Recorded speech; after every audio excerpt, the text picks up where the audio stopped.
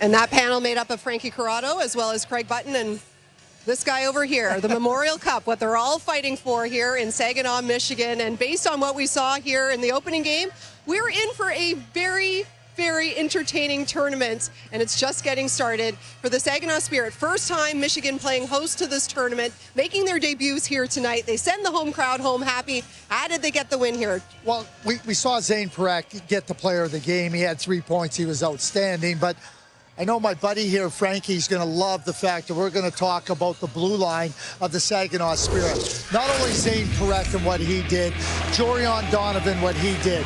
You got Rodwin Dionisio, who was so good in the game. They dictated so much play, offensively, defensively, and the factor that they were able to do in turning the puck up the ice.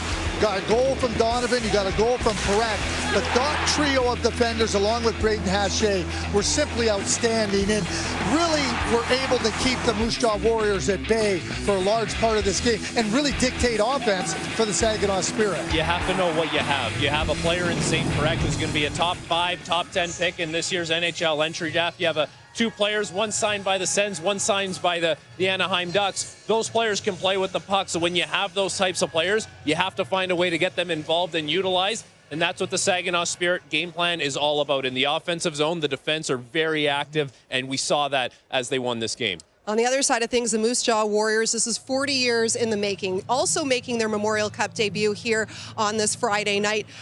Didn't start out very well for them. That's a bit of an understatement, but there was that part in that second period. They came to life. They pushed it here to the final seconds. How were they able to do it? They're never going to be out of a game because of the star power and the offensive firepower that this team has. And you go back to the WHL Championship Series, they didn't play from behind. They had the lead a lot in that series, and today they had to work their way from behind, and they did. They made an adjustment where they were putting pucks behind the Saginaw Spirit D, and that allowed the star players, those offensively inclined players, to play in the offensive zone, something they weren't able to do in the first period. And the puck goes through Denton Matejchuk a lot when it comes to Moose Jaw. And he was initiating the play, and as you can see, a goal and an assist getting involved in the play there. Braden Yeager had a really strong game, a Pittsburgh Penguins first-round pick. Matty Savoy, a first-round pick of the Buffalo Sabres. Like, you go through the list of who they have, there's a lot of offensive firepower. They come up short tonight because of their start, but they're never out of a game.